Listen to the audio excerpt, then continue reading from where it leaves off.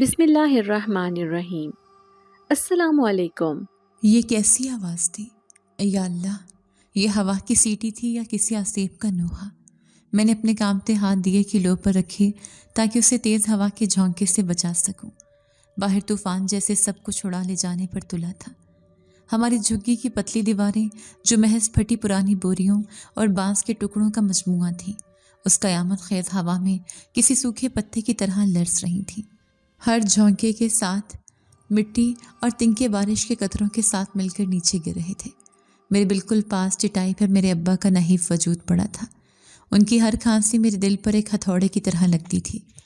آج ان کی حالت کچھ زیادہ ہی خراب تھی، شاید اس سردی اور طوفانی ہوا کی وجہ سے۔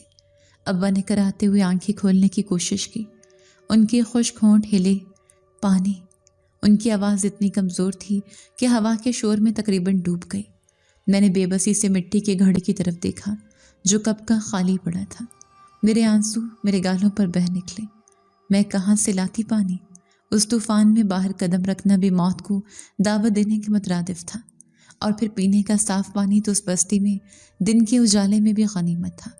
یا رب، میرے باپ کو شفا دے یا مجھے اس عذاب سے نکال لے۔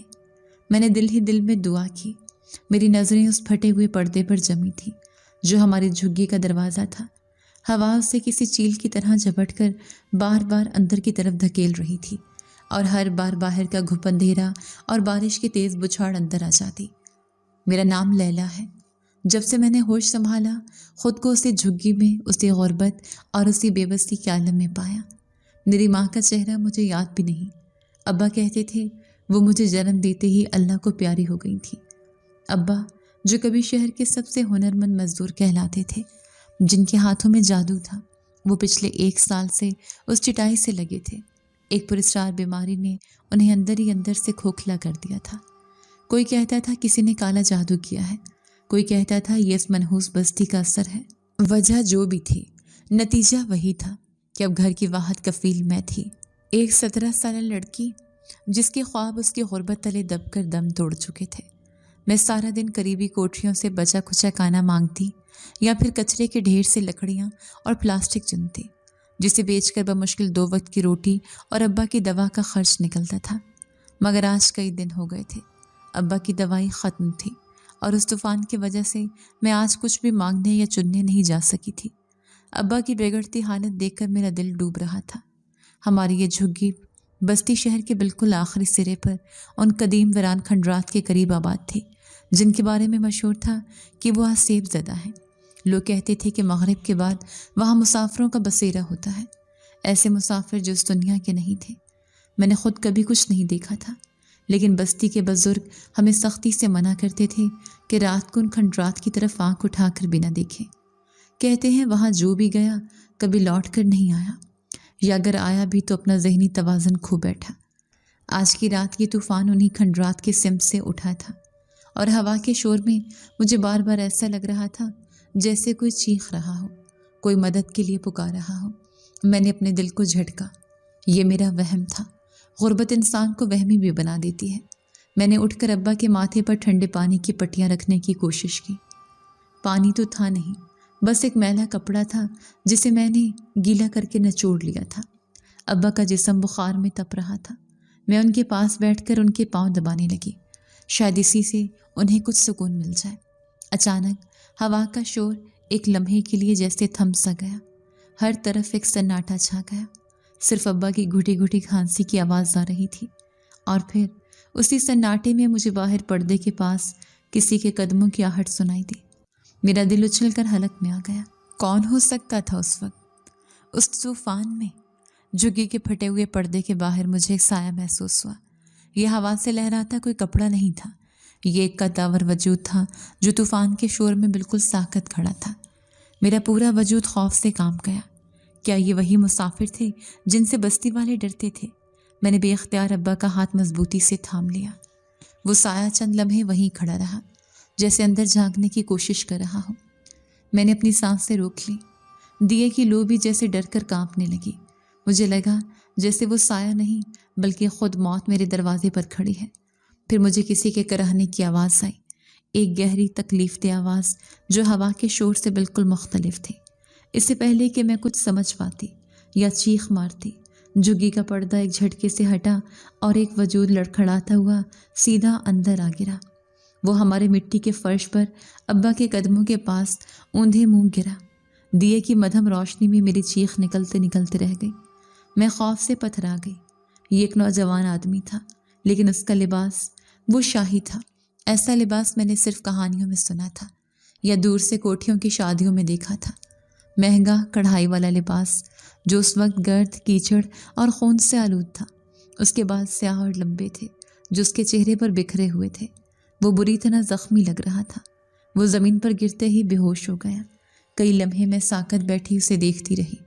میرا دماغ معاف ہو چکا تھا۔ یہ کون تھا؟ کوئی چور، کوئی ڈاکو؟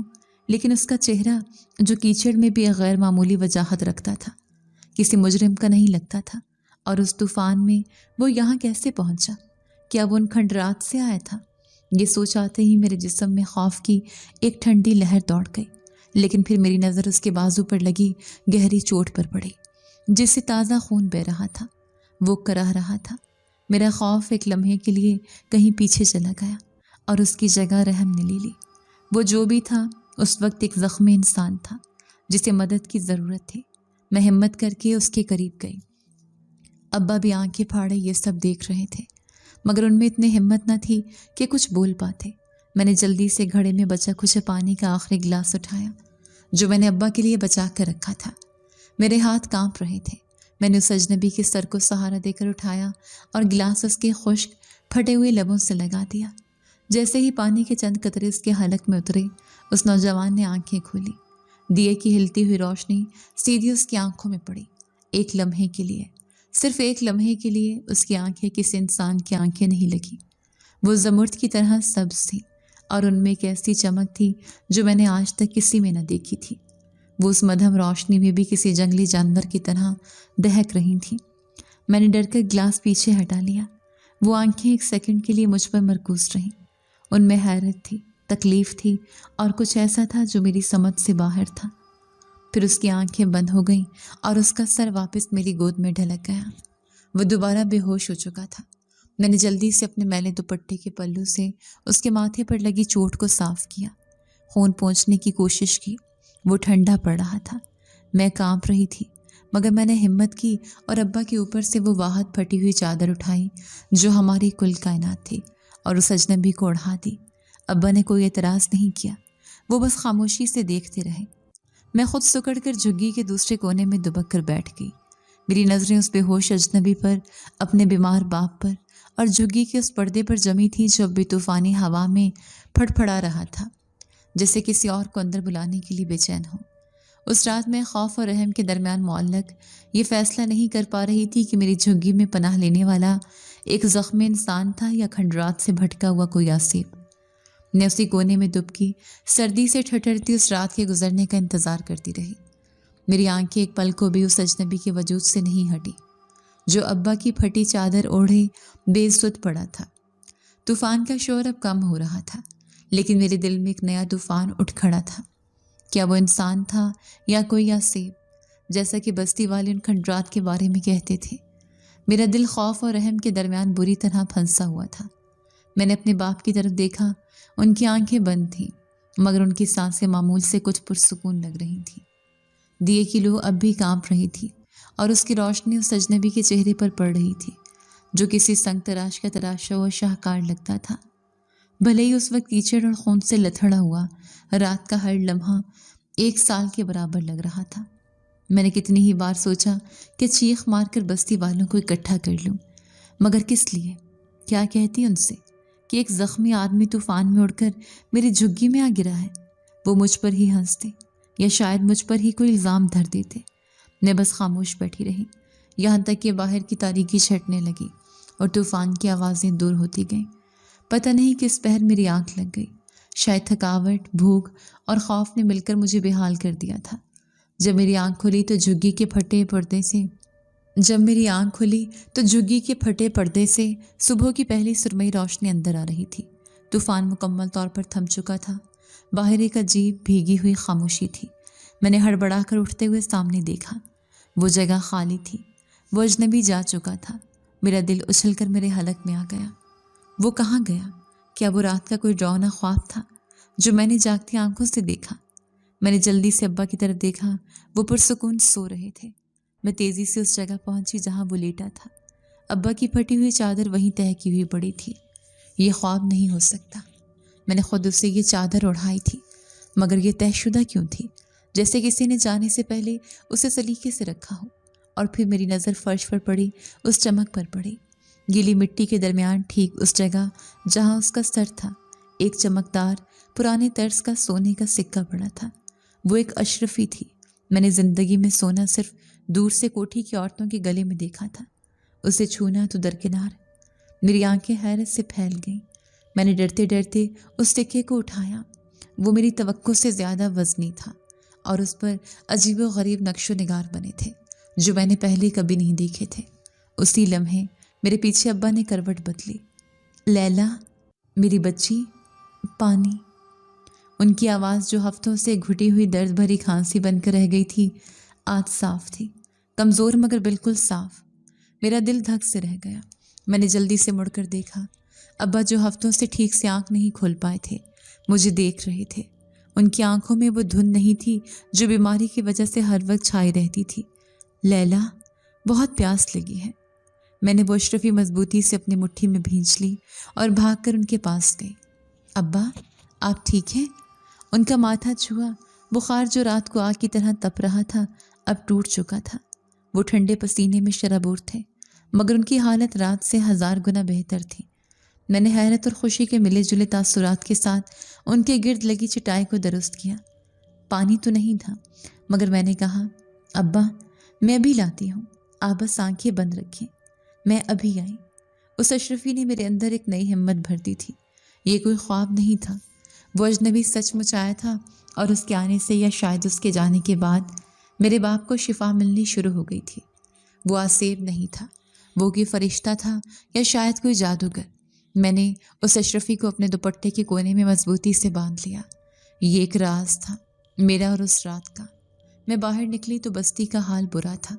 طوفان نے کئی جھگیوں کی چھتیں اڑا دی تھیں۔ لوگ اپنے اپنے نقصان کا رونا رو رہے تھے۔ میں تیز قدموں سے چلتی ہوئی بستی کے واحد حکیم کی دکان پر پہنچی، جو آج اس طوفان کے بعد بھی کھلی تھی۔ حکیم بڑا لالچی آدمی تھا، مگر اس وقت وہی واحد سہارا تھا۔ میں نے اسے ڈرتے ڈرتے وہ اشرفی دکھائی۔ اسے دیکھ کر حکیم کی آنکھیں پھٹی کی پھٹی رہ گئی۔ اس نے جلدی سے مجھے اندر بلایا۔ یہ تجھے کہاں سے ملی رے لڑکی؟ اس کی آواز میں شک اور لالچ بھرا تھا۔ میں نے جھوٹ بول دیا جو اس وقت میرے ذہن میں آیا۔ کہا، مجھے کل رات طوفان کے بعد کھنڈرات کے پاس مٹی بے دبی ملی۔ حکیم نے مجھے گھور کر دیکھا۔ وہ جانتا تھا میں جھوٹ بول رہی ہوں، مگر اشرفی کا لالچ اس کے شک پر غالب آ گیا۔ اس نے اس اشرفی کی قیمت کا چوتھائی حصہ بھی مجھے نہیں دیا ہوگا، مگر جو اس نے مجھے دیا وہ میری زندگی بھر کی کمائی سے زیادہ تھا۔ اس نے مجھے ابا کے لیے مہینوں کی دوا، ڈھیر سارا راشن، ایک نئی چادر اور کچھ نقد پیسے دیے۔ میں وہ سب کچھ ایک بوری میں بھر کر جب اپنی جھگی کی طرف لوٹی تو میرے پاؤں زمین پر نہیں پڑ رہے تھے۔ اگلے چند دن میری زندگی کے سب سے خوشگوار دن تھے۔ میں نے ابا کو وقت پر دوا دی، انہیں گرم شوربہ بنا کر پلایا۔ میں نے اپنی جھگی کی ٹوٹی ہوئی دیواروں کی مرمت کی، ایک نیا پردہ بھی لگا دیا۔ ابا کی حالت دن بدن سنبھل رہی تھی۔ وہ اب خود سے اٹھ کر بیٹھنے لگے تھے۔ ان کے چہرے پر خون دوڑنے لگا تھا اور ان کی کھانسی تقریباً ختم ہو گئی تھی۔ وہ مجھ سے باتیں کرتے، پرانی کہانیاں سناتے۔ ہماری جھگی میں کئی سال بعد ہنسی کی آواز سنائی دی تھی۔ زندگی کچھ آسان ہو گئی تھی، مگر میرا دل اس پراسرار مسافر میں اٹکا ہوا تھا۔ وہ کون تھا، وہ کہاں سے آیا تھا، اور وہ کیوں آیا تھا؟ اس کی وہ زمرد جیسی چمکتی آنکھیں بار بار میری نظروں کے سامنے آ جاتی۔ وہ اشرفی تو اس نے انعام کے طور پر چھوڑی تھی، مگر ابا کی صحت، کیا وہ بھی اسی کا کمال تھا؟ میں اکثر رات کو جاگتی تو کھنڈرات کی طرف دیکھتی رہتی، اس طرف جہاں جانے سے سب ڈرتے تھے۔ میرا دل اب اس طرف کھینچنے لگا تھا۔ مجھے لگتا تھا جیسے وہ مجھے وہیں ملے گا۔ پھر وہ رات آئی جب چاند پورا تھا، 14ویں کا چاند بستی پر دودھیا روشنی پھیلا رہا تھا۔ ابا دوا پی کر گہری نیند سو رہے تھے۔ مجھ سے رہا نہیں گیا، ایک انجانی کشش مجھے کھینچ رہی تھی۔ میں نے دھیرے سے جھگی کا پردہ ہٹایا اور باہر قدم رکھا۔ میں ڈرتے ڈرتے کھنڈرات کی طرف چل پڑی۔ بستی کا کوئی کتا بھی نہیں بھونک رہا تھا، جیسے آج رات سب پر سکوت طاری ہو۔ جو میں کھنڈرات کے قریب جا رہی تھی، میرا دل تیز دھڑک رہا تھا، اور پھر میں نے اسے دیکھا۔ وہ وہیں تھا، کھنڈرات کی سب سے اونچی ٹوٹی ہوئی دیوار پر بیٹھا، بالکل پرسکون۔ وہ مکمل طور پر صحت یاب تھا، اور اس نے وہی شاہی لباس پہنا ہوا تھا جو اس رات کیچڑ سے بھرا تھا، مگر آج چاندنی میں چمک رہا تھا۔ اس کے سیاہ بال ہوا میں ہلکے ہلکے لہرا رہے تھے۔ وہ ایسا لگ رہا تھا جیسے اس دنیا کا نہ ہو، جیسے کوئی شہزادہ اپنی سلطنت سے بچھڑ گیا ہو۔ میرا وجود خوف اور تجسس کے درمیان کانپ رہا تھا۔ میں وہیں رک گئی۔ اس نے مجھے دیکھ لیا تھا۔ اس نے اپنا سر میری طرف موڑا۔ اس کی آنکھوں میں وہی چمک تھی، مگر اس بار وہ ڈراؤنی نہیں لگ رہی تھی۔ اس نے مجھے بلایا نہیں، بس خاموشی سے دیکھتا رہا۔ میں نے ہمت کی اور آہستہ آہستہ چلتی ہوئی اس دیوار کے قریب پہنچ گئی۔ تم ٹھیک ہو؟ میری آواز کانپ رہی تھی۔ اس کے لبوں پر ایک بہت ہلکی اداس سی مسکراہٹ آئی۔ تمہارا شکریہ۔ اس کی آواز گہری، پرسکون اور بہت باروک تھی۔ اگر تم اس رات مجھے پناہ نہ دیتی تو میرے دشمن مجھے ختم کر دیتے۔ میں نے ہمت کر کے پوچھا، وہ کون ہے اور تم کون ہو؟ تم انسان تو نہیں لگتے۔ اس نے دیوار سے نیچے چھلانگ لگائی اور میرے سامنے آ کھڑا ہوا۔ وہ مجھ سے بہت قد آور تھا۔ چاند کی روشنی میں اس کی وجاہت اور بھی بڑھ گئی تھی۔ میرا نام شاہ زین ہے۔ میں ایک مسافر ہوں، مگر اس دنیا کا نہیں، جیسا تم نے سوچا۔ اس نے بتایا کہ وہ ایک شاہی جنزادہ ہے جو اپنی سلطنت سے کسی غدار کے باعث فرار ہو کر یہاں آیا تھا۔ وہ اس رات زخمی اور کمزور تھا، اور میرے دل کی نیکی نے اس کی جان بچائی تھی۔ وہ سونے کا سکہ اس کا انعام تھا۔ میں نے ایک جنزادہ کا نام سنا تو میرے پیروں تلے زمین نکل گئی۔ میں نے بستی والوں سے جنوں کے قصے سنے تھے۔ وہ ہمیشہ خوفناک اور انسانوں کے دشمن ہوتے تھے۔ میں نے 2 قدم پیچھے ہٹائے۔ مجھ سے ڈرو نہیں لیلا۔ اس نے میرا نام لیا تو مجھے اور حیرت ہوئی۔ تمہیں کیسے پتا میرا نام؟ میں تمہارے بارے میں سب جانتا ہوں۔ اس رات جب میں تمہاری جھگی میں بے ہوش پڑا تھا، میں نے تمہارے دل کی ہر دعا سنی، تمہارے باپ کے لیے تمہاری فکر دیکھی۔ میں نے کانپتے ہوئے پوچھا، میرے ابا وہ کیسے ٹھیک ہوئے؟ کیا یہ تم نے کیا؟ شاہ زین نے اس بات میں سر ہلایا۔ تمہاری نیکی کا یہ دوسرا انعام تھا۔ میں نے تمہارے باپ کے جسم سے اس بیماری کو نکال دیا ہے جو کسی انسان کے بس میں نہیں تھی۔ میں وہاں کھڑی کانپ رہی تھی۔ میری زندگی کی سب سے بڑی حقیقت، سب سے بڑا راز میرے سامنے کھڑا تھا۔ ایک شاہی جن زادہ جو میرے باپ کا مسیحا تھا۔ میرے ذہن میں بستی کے بزرگوں کی سنائی ہوئی وہ تمام خوفناک کہانیاں گردش کرنے لگی، جنوں کے بارے میں، عصیب اور بلاؤں کے بارے میں، جو انسانوں کو بھٹکا دیتے ہیں، انہیں مار دیتے ہیں یا ان کی روحیں قید کر لیتے ہیں۔ میرے قدم خود بخود پیچھے ہٹنے لگے۔ تم مجھ سے دور رہو، میں نے کانپتی آواز میں کہا۔ میرے ابا کو تم نے شفا دی، مگر تم ہو تو جن ہی ہے نا؟ تم نے یہ سب کیوں کیا؟ کیا بدلے میں تم میری جان لوگے؟ میری آواز خوف سے رند گئی تھی۔ شاہ زین نے میری طرف 1 قدم بڑھایا۔ میں چیخ مار کر 2 قدم اور پیچھے ہٹ گئی۔ وہ وہیں رک گیا۔ اس کے چہرے پر ایک لمحے کے لیے گہری اداسی چھا گئی۔ اس کی زمرد آنکھیں جو چاندنی میں چمک رہی تھیں جیسے بجھ گئیں۔ اس نے دھیمی پرسکون آواز میں کہا، لیلا، اگر مجھے تمہاری جان لینی ہوتی تو میں اس طوفانی رات ہی لے لیتا جب میں کمزور تھا اور تم طاقتور۔ اگر مجھے تمہارے باپ کو تکلیف دینی ہوتی تو میں انہیں شفا کیوں دیتا؟ میں نے تمہیں بتایا تو ہے، میری دنیا کے بھی اصول ہیں۔ ہم احسان کا بدلہ احسان سے دیتے ہیں۔ تم نے مجھے پناہ دی، میری جان بچائی، بدلے میں نے تمہارے باپ کو وہ زندگی لوٹا دی جو انسانوں کی دنیا کے حکیم چھین چکے تھے۔ اس کی آواز میں اتنی سچائی اور اتنا سکون تھا کہ میرا خوف دھیرے دھیرے کم ہونے لگا۔ میں نے ہمت کر کے پوچھا، مگر وہ اشرفی اور یہ سب، تم یہاں کیوں آئے ہو؟ شاہ زین نے ایک ٹھنڈی سانس بھری اور ٹوٹی ہوئی دیوار پر واپس بیٹھ گیا۔ میں ایک جلا وطن ہوں۔ میرے اپنے ہی ایک غدار نے میری سلطنت پر قبضہ کرنے کے لیے مجھ پر حملہ کیا تھا۔ میں جان بچا کر بھاگا، زخمی حالت میں، اور تمہاری دنیا میں ان کھنڈرات میں آ گرا۔ میرے دشمن میرا پیچھا کر رہے تھے۔ اس رات طوفان انہی کی طاقت کا مظہر تھا۔ وہ مجھے ڈھونڈ رہے تھے۔ تمہاری جھگی کی مدھم روشنی نہ ہوتی تو شاید میں اس رات مر جاتا۔ تمہاری نیکی نے مجھے ایک رات کے لیے ان کی نظروں سے اوجھل کر دیا۔ اس اشرفی کو میرا شکریہ سمجھو اور اپنے باپ کی صحت کو میری طرف سے ایک تحفہ۔ اب تم جا سکتی ہو اور مجھ سے دوبارہ ملنے کی کوشش مت کرنا۔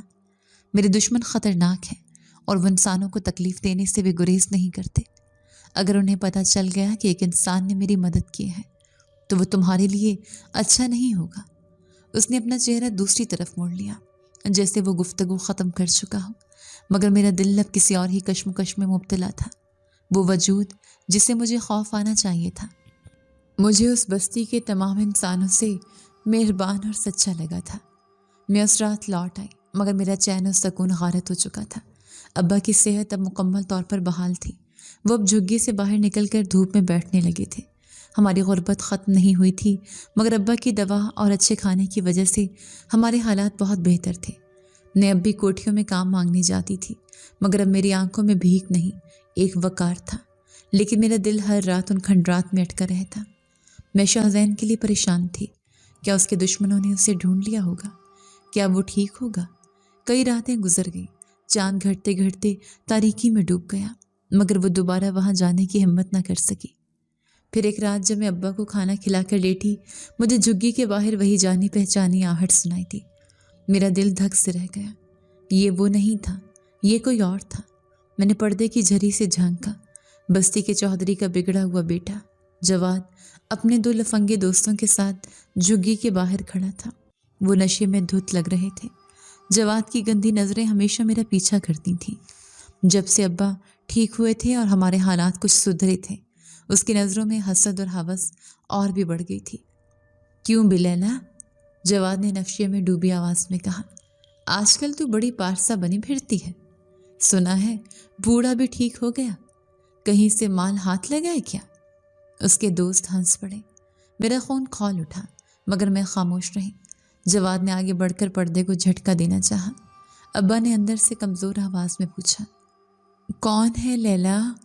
میں نے غصے سے کہا، جواد دفع ہو جاؤ یہاں سے، ورنہ میں شور مچا دوں گی۔ جواد کہہ لگا کر ہنسا، ارے واہ، چڑیل کی زبان بھی لمبی ہو گئی ہے، دیکھ لوں گا تجھے، تو کب تک بچتی ہے؟ وہ دھمکیاں دیتے ہوئے وہاں سے چلے گئے۔ ان کے جانے کے بعد میں وہیں فرش پر بیٹھ گئی۔ میرے آنسو بہہ رہے تھے۔ میں نے انسانوں سے ہمیشہ صرف حقارت، طعنے اور بری نظریں ہی دیکھی تھی۔ ایک وہ شاہزین تھا جو جن ہو کر بھی اتنا شفیق اور مہربان تھا، اور ایک یہ جواد تھا جو انسان ہو کر بھی کسی درندے سے کم نہیں تھا۔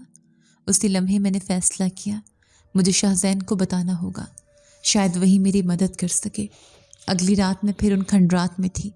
میں نے اسے پکارا، شاہزین، شاہزین، تم کہاں ہو؟ کئی بار پکارنے پر بھی جب وہ نہ آیا تو میں مایوس ہو کر رونے لگی۔ تبھی میرے پیچھے سے اس کی وہی گہری آواز آئی، میں نے تمہیں منع کیا تھا یہاں آنے سے۔ میں نے مڑ کر دیکھا، وہ اندھیرے سے نکل کر چاندنی میں آ گیا۔ آج بھی وہ ویسا ہی باوقار لگ رہا تھا۔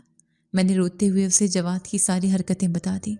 وہ خاموشی سے سنتا رہا، اس کے چہرے پر کوئی تاثر نہیں ابھرا۔ جب میں چپ ہوئی تو اس نے کہا، یہ تمہاری دنیا ہے لیلا، یہاں انسان ہی انسان کا سب سے بڑا دشمن ہے۔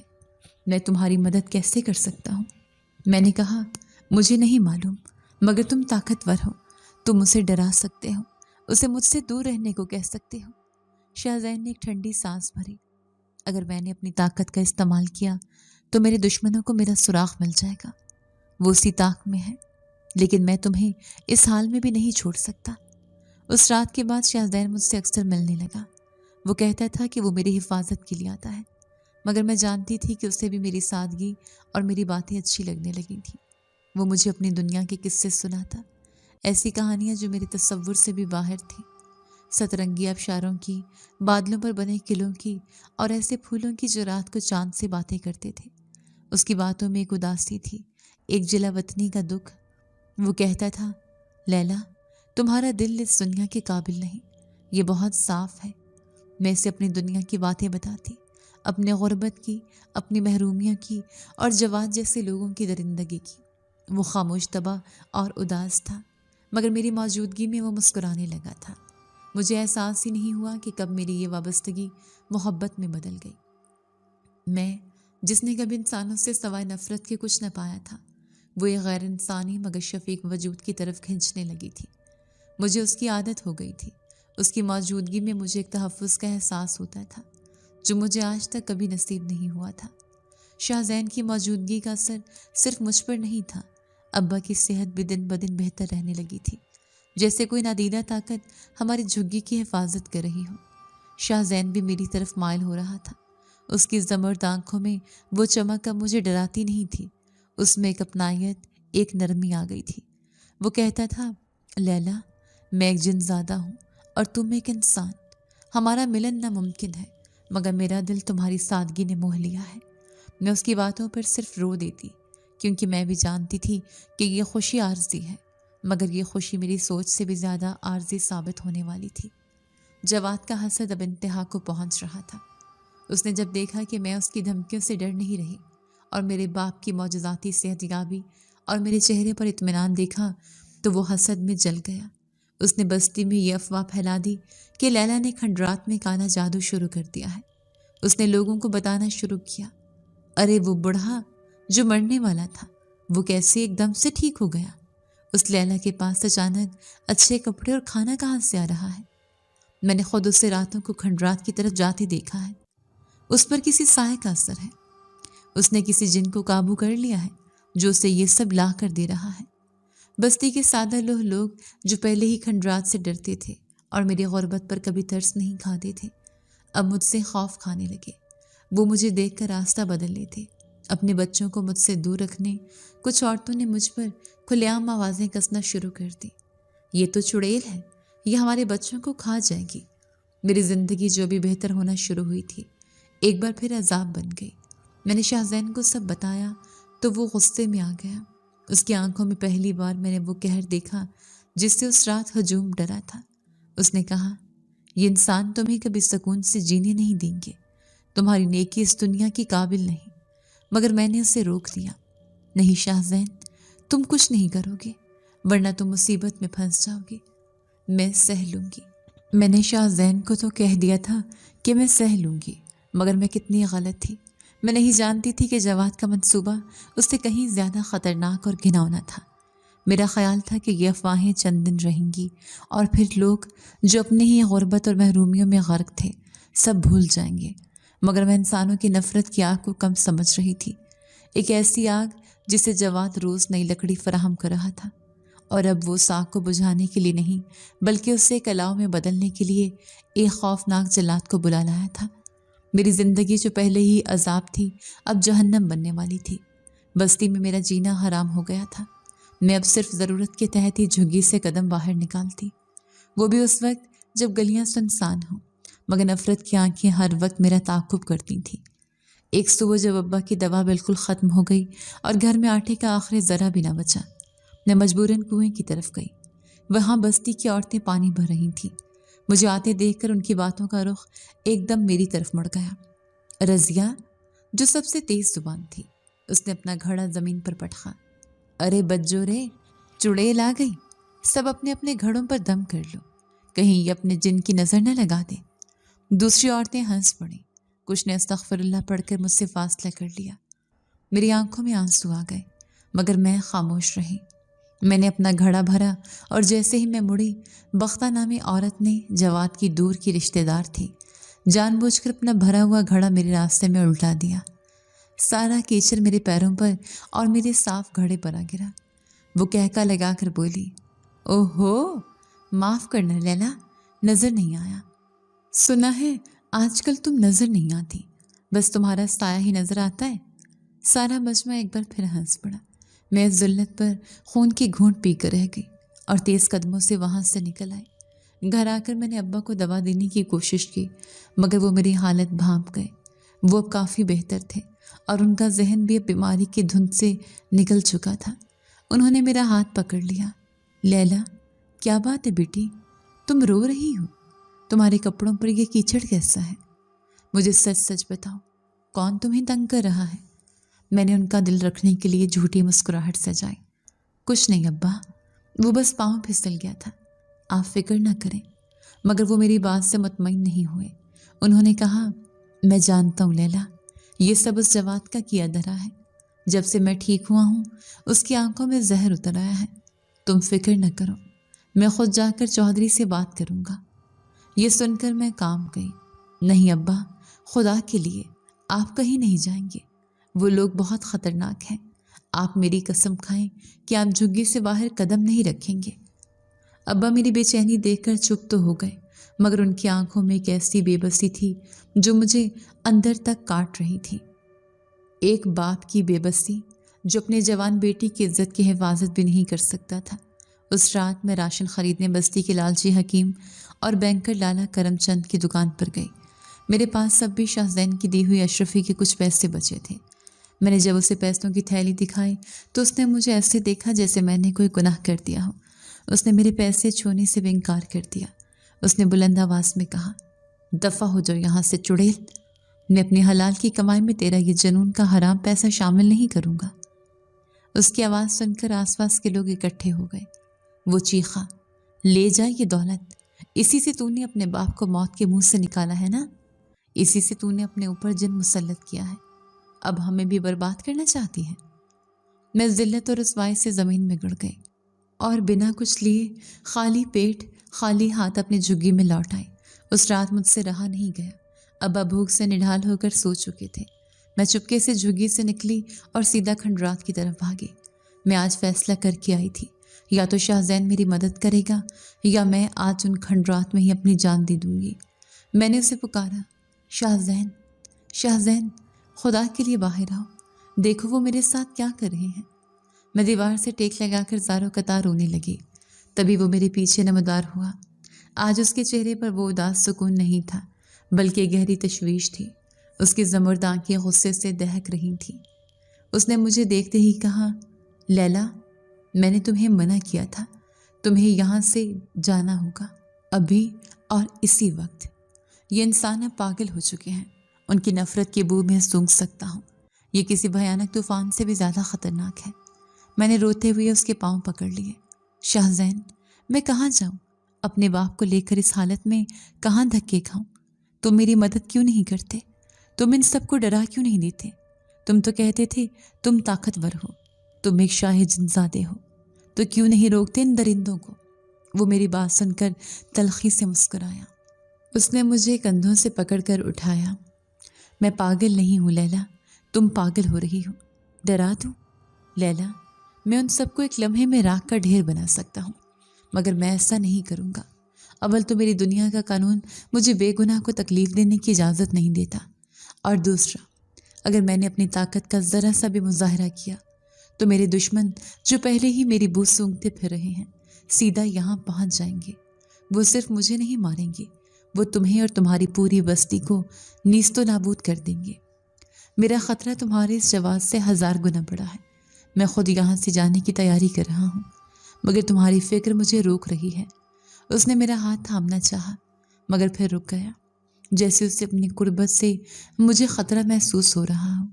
لیلا، میری بات مانو، صبح ہوتے ہی اپنے باپ کو لو اور یہاں سے چلی جاؤ، بہت دور، کسی اور شہر، کسی اور گاؤں، جہاں کوئی تمہیں نہ جانتا ہو۔ میں نے آنسوں سے بھری آنکھوں سے اسے دیکھا۔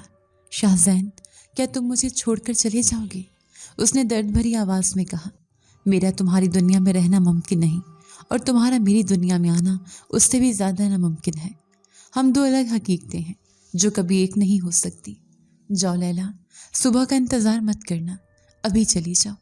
مگر میں کیسے جاتی؟ میرے پاس نہ تو کوئی پیسہ بچا تھا، نہ ہی کوئی ٹھکانہ، اور اب تو بستی کا بنیاد مجھے سودا تک نہیں دے رہا تھا۔ میں اس رات ایک بار پھر بے بسی اور مایوسی کا گھونٹ پی کر اپنی جھگی میں لوٹ آئی۔ اگلے 2 دن ایک قیامت بن کر گزرے۔ بستی میں ایک عجیب سنسنی پھیلی ہوئی تھی۔ جواد نے اب اپنا آخری اور سب سے خطرناک داؤ کھیلا تھا۔ میں نے جمعرات کی شام کو خود اپنی آنکھوں سے جواد کو بستی کے باہر پیپل کے پرانے درخت کے نیچے ایک خوفناک شکل والے آدمی سے ملتے دیکھا۔ اس آدمی نے کالا لمبا چوغا پہنا ہوا تھا اور اس کے گلے میں ہڈیوں کی مالا تھی۔ جواد نے اسے چھپ کر پیسوں کی ایک بھاری تھیلی دی اور میری جھگی کی طرف اشارہ کیا۔ میرا دل اسی وقت ڈوب گیا تھا۔ میں سمجھ گئی تھی کہ یہ وہی عامل تھا جس کا ذکر بستی کے لوگ کر رہے تھے، ایک بدنام زمانہ شخص جسے عامل رکن دین کہا جاتا تھا۔ جو پیسے لے کر جھوٹے تعویذ گنڈے کرنے اور لوگوں پر جن چڑھانے اور اتارنے کا ڈھونگ رچانے میں مشہور تھا۔ جواد اسے میری موت کا پروانہ لکھوانے کے لیے لایا تھا۔ وہ جمعے کا دن تھا جب سارا گاؤں دوپہر کے وقت سستا رہا تھا۔ جواد اس عامل کو لے کر بستی میں داخل ہوا۔ اس کے ساتھ اس کے 4-5 بدماش دوست بھی تھے اور پیچھے پیچھے تماشا دیکھنے والوں کا ایک ہجوم تھا۔ عامل نے کالے رنگ کا لمبا جوغا پہنا ہوا تھا۔ اس کی آنکھوں میں سرمے کی موٹی لکیریں اور گلے میں رنگ برنگے منکوں کی مالائیں تھیں۔ وہ ہوا میں ایک مخصوص چھری گھماتا جس پر ایک کھوپڑی لگی تھی اور عجیب و غریب آوازیں نکالتا ہوا آ رہا تھا۔ جواد نے دور سے ہی میری جھگی کی طرف اشارہ کیا۔ وہ ہے چڑیل کا ٹھکانہ۔ عامل بابا دکھا دیں اپنا کمال اور اس بستی کو اس ناپاک سائے سے بچا لیں۔ میں اس وقت ابا کو پانی پلانے کی کوشش کر رہی تھی جو 2 دن کی بھوک سے نڈھال ہو رہے تھے۔ جب میں نے باہر یہ شور سنا تو میرا دل ڈوب گیا۔ میں نے پردے کی جھری سے باہر جھانکا اور میرے پیروں تلے زمین نکل گئی۔ وہ پورا ہجوم اس خوفناک عامل کے ساتھ سیدھا میری جھگی کی طرف آ رہا تھا۔ ابا نے گھبرا کر پوچھا، لیلا یہ کیسا شور ہے؟ کون آیا ہے؟ میں نے ان کا ہاتھ تھام لیا۔ ابا آپ ڈرے نہیں، بس اللہ کو یاد کریں۔ مجھے لگتا ہے آج ہماری زندگی کا آخری دن ہے۔ ابا میری بات سن کر کانپ گئے۔ وہ ہجوم ہماری جھگی کے باہر آ کر رک گیا۔ عامل نے اپنی چھڑی میری جھگی کی طرف کی اور ایک ڈرمائی چیخ ماری۔ ہاں یہی ہے وہ جگہ۔ اف کتنا طاقتور سایہ ہے، کتنا کالا جادو ہے۔ اس نے اپنی جھولی سے ایک مٹھی بھر کر رائی دانے نکالے اور میری جھگی پر پھینکے۔ اس نے دعویٰ کیا کہ رائی کے دانے چٹخ رہے ہیں، جو اس بات کا ثبوت ہے کہ اندر کوئی جن موجود ہے۔ لوگ جو پہلے ہی خوفزدہ تھے یہ دیکھ کر اور ڈر گئے، حالانکہ کسی کو کچھ چٹخنے کی آواز نہیں آئی تھی۔ عامل نے آنکھیں بند کی، کچھ بڑبڑایا اور پھر آنکھیں کھول کر جواد کی طرف دیکھا۔ اس نے چیخ کر کہا، یہ کوئی معمولی سایہ نہیں ہے، یہ ایک بہت طاقتور شاہی جن ہے اور اس لڑکی نے اسے اپنے قابو میں کر کے اپنے باپ کی بیماری اس پر منتقل کر دی ہے، اور اب یہ جن آزاد ہو کر پوری بستی کو کھا جائے گا، یہ ہمارے بچوں کا خون پیے گا۔ بس یہ سننا تھا کہ ہجوم میں جیسے پاگل پن دوڑ گیا۔ لوگ چیخنے لگے، ارے مارو اس کو، یہ تو ہمارے بچوں کی دشمن ہے۔ جواد نے جلتی پر تیل ڈالا۔ ہاں بھائیو، میں نے کہا تھا نا، یہ چڑیل ہے، یہ ہمارے بچوں کو کھا جائے گی۔ اس کی جھگی کو آگ لگا دو، یہی اس کا واحد حل ہے۔ اس سے پہلے کہ لیلا یا اس کا بوڑھا باپ کچھ سمجھ پاتے، ہجوم نے مشعلیں اٹھا لیں۔ یہ سب اتنی جلدی ہوا کہ مجھے یقین ہی نہیں آیا۔ جواد اور اس کے دوستوں نے جیسے پہلے سے ہی تیاری کر رکھی تھی۔ انہوں نے کپڑوں کے چیتھڑوں کو تیل میں بھگو کر تیار رکھا۔ جواد نے خود پہلی مشعل جلائی اور اسے بلند کیا۔ اس کی آنکھوں میں ایک شیطانی چمک تھی۔ وہ میری طرف دیکھ کر ہنسا۔ اب بلا اپنے جن کو، وہ کیوں نہیں آتا تیری مدد کو؟ میں اندر اپنے بیمار باپ سے لپٹی کانپ رہی تھی۔ ابا نہیں، یہ لوگ ہمیں زندہ جلا دیں گے۔ لیلا بھاگو، مگر میں کہاں بھاگتی؟ جھگی کے چاروں طرف نفرت کا ہجوم تھا۔ جواد نے نعرہ لگایا، مارو اس چڑیل کو، اور اپنی مشعل ہوا میں لہراتا ہوا آگے بڑھا۔ اس نے وہ جلتی ہوئی مشعل پوری قوت سے ہماری جھگی کے چھپڑ پر پھینکی۔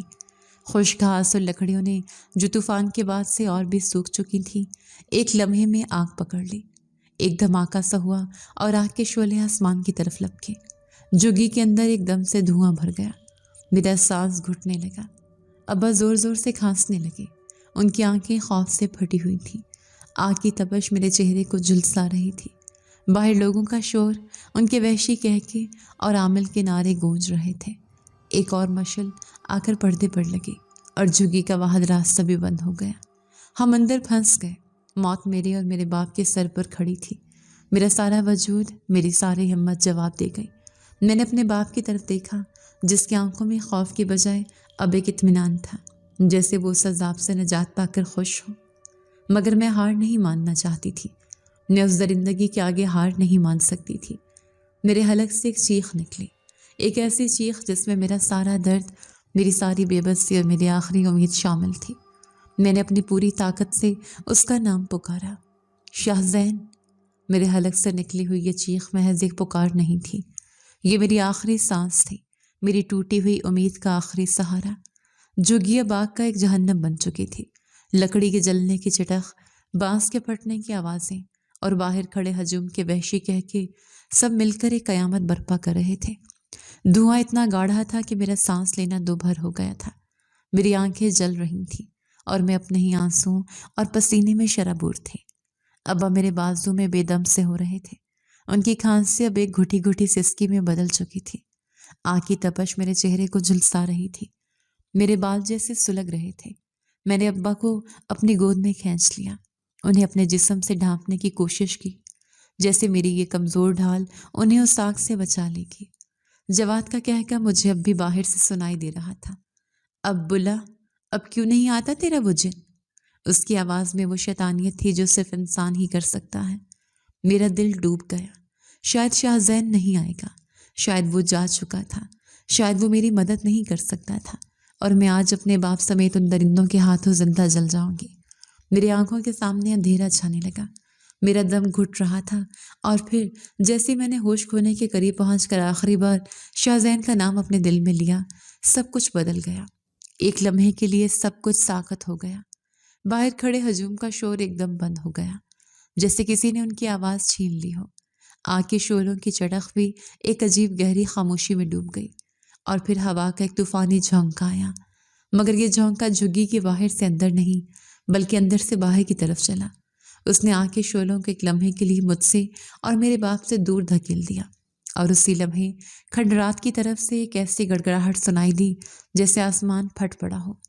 یہ بادل کی گرج نہیں تھی، یہ غصہ تھا، یہ قہر تھا۔ جھگی کا جلتا ہوا چھپر ایک دھماکے سے پھٹا، اور آگ کے شعلوں کے عین درمیان جہاں تپش سب سے زیادہ تھی وہ کھڑا تھا شاہ زین، مگر یہ وہ شاہ زین نہیں تھا جسے میں جانتی تھی۔ یہ وہ شفیق مسافر، وہ اداس جن زیادہ نہیں تھا۔ اس کا شاہی لباس سیاہ پڑ چکا تھا، مگر اس کے وجود سے ایک نیلی روشنی پھوٹ رہی تھی۔ اس کے سیاہ بال ہوا میں ایسے لہرا رہے تھے جیسے ان میں سینکڑوں سانپ پھنکا رہے ہوں، اور اس کی آنکھیں، یا اللہ، وہ آنکھیں وہ اب زمرد جیسی سبز نہیں تھیں، وہ دہکتے ہوئے انگارے بن چکی تھیں جن میں صدیوں کا غصہ بھرا تھا۔ وہ اب ایک قہار شاہی جن زیادہ لگ رہا تھا۔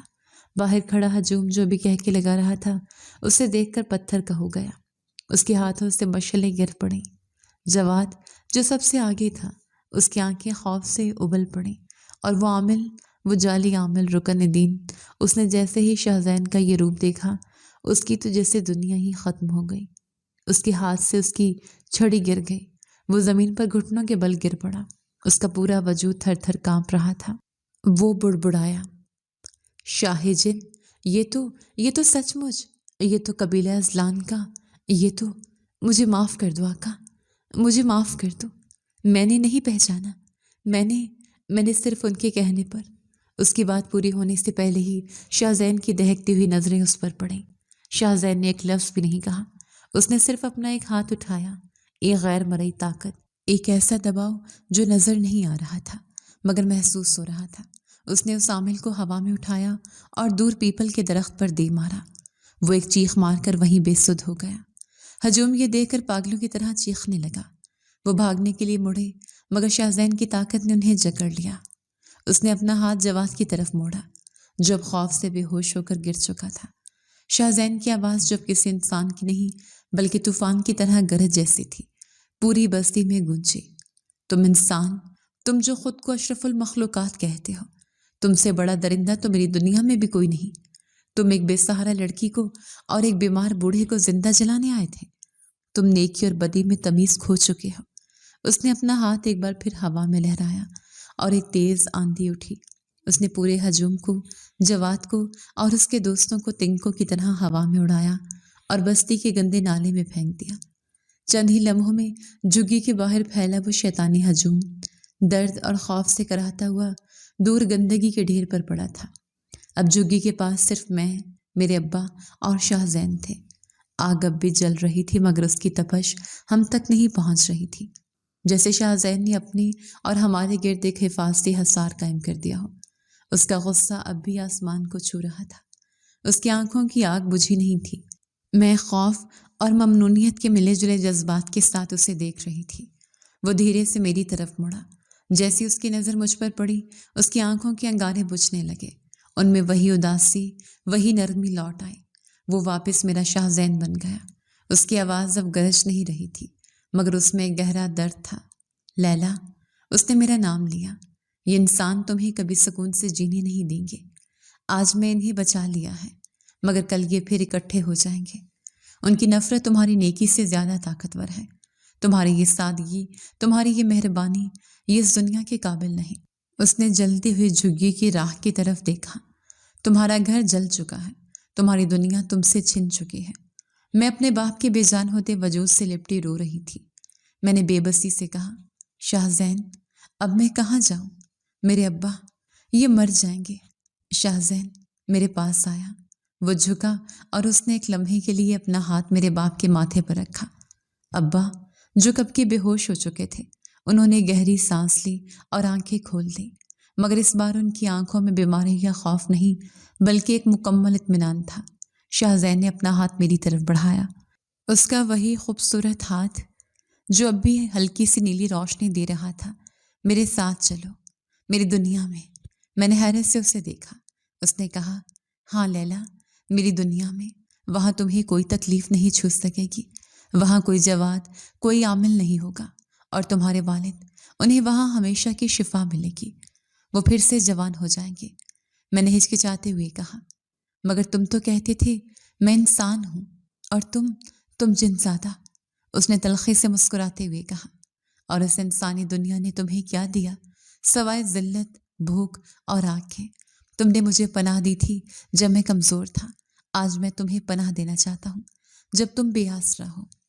میرا فیصلہ واضح تھا۔ میرے سامنے ایک طرف جلتی ہوئی جھگی کی راکھ تھی، نفرت کرنے والے انسانوں کی دنیا تھی، اور دوسری طرف شاہ زین کا بڑھا ہوا ہاتھ تھا، ایک نئی دنیا کا وعدہ، میرے باپ کی زندگی کا وعدہ۔ میں نے اپنے باپ کی طرف دیکھا، جن کی آنکھوں میں خوف کی بجائے ایک عجیب سی چمک تھی، جیسے وہ شاہ زین کو مجھ سے بہتر جانتے ہوں۔ انہوں نے کمزور مگر پرسکون آواز میں کہا، جا بیٹی، اس مسافر کا ہاتھ تھام لے، تیرا مقدر اسی دنیا میں ہے، اس جہنم میں نہیں۔ میری آنکھوں میں تشکر کے آنسو بہ نکلے۔ میں نے روتے ہوئے، کامتے ہوئے اپنا ہاتھ شاہ زین کے مضبوط ہاتھ میں دے دیا۔ جیسے ہی میری انگلیوں نے اس کی انگلیوں کو چھوا، میرے پورے وجود میں ایک سکون کی لہر دوڑ گئی۔ شاہ زین نے دوسرے ہاتھ سے میرے باپ کو سہارا دیا اور انہیں کھڑا کیا۔ ایک تیز ہوا کا بگولا ہم تینوں کے گرد اٹھنے لگا۔ اس میں راکھ، دھواں اور آگ کے شرارے تھے، مگر ہمیں کوئی تپش محسوس نہیں ہو رہی تھی۔ میں نے آخری بار اپنی جلتی ہوئی جھگی کو، اس بستی کو اور اس انسانیت کو دیکھا جس نے مجھے رد کر دیا تھا۔ بگولا تیز ہوا اور جب شعلے مدھم پڑے اور دھواں چھٹا تو جھگی جل کر راکھ ہو چکی تھی، مگر میں اور میرے ابا وہاں نہیں تھے۔ ہم ہمیشہ کے لیے غائب ہو چکے تھے۔ آج بھی اس بستی کے لوگ ان کھنڈرات کے پاس سے گزرتے ہوئے ڈرتے ہیں۔ وہ کہتے ہیں کہ طوفان کی اس رات بستی پر جنوں کا عذاب نازل ہوا تھا، جس نے جواد کو ہمیشہ کے لیے پاگل اور عامل کو گونگا کر دیا تھا۔ وہ کہتے ہیں کہ اس جلی ہوئی جھگی کی جگہ پر چاندنی راتوں میں جب ہوا خاموش ہوتی ہے تو کبھی کبھی ایک سایہ نظر آتا ہے، جیسے کوئی شاہی لباس میں ملبوس دیوار پر بیٹھا ہو اور نیچے زمین پر بیٹھی ایک لڑکی سے باتیں کر رہا ہو، اور پھر دونوں ایک ساتھ ہنستے ہوئے ہوا میں تحلیل ہو جاتے ہیں، جیسے وہ کبھی تھے ہی نہیں، یا جیسے وہ ہمیشہ سے وہیں تھے۔ اگر آپ کو آج کی ہماری کہانی پسند آئی ہے تو اسے لائک کیجیے اور اپنے پیاروں کے ساتھ شیئر کیجیے، اور ہاں، اگر آپ نے ابھی تک ہمارا چینل سبسکرائب نہیں کیا تو ضرور کیجیے۔ ملتے ہیں کل ایک نئی اور دلچسپ کہانی کے ساتھ، تب تک کے لیے اللہ حافظ۔